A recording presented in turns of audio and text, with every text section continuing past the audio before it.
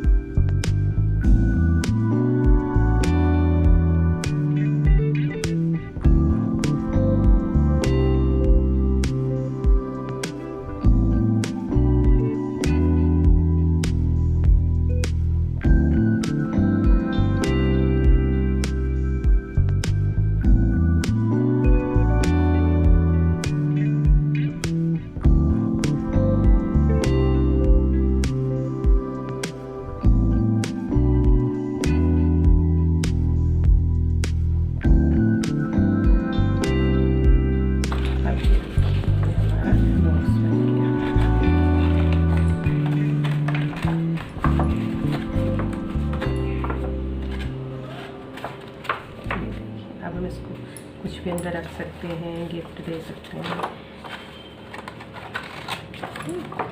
ऐसे बाहर हम इसमें कुछ भी अच्छे से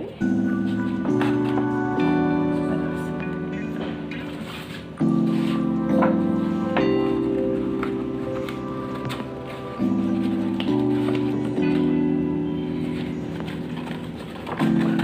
ऐसे ही हम डिफरेंट कलर के, डिफरेंट साइज के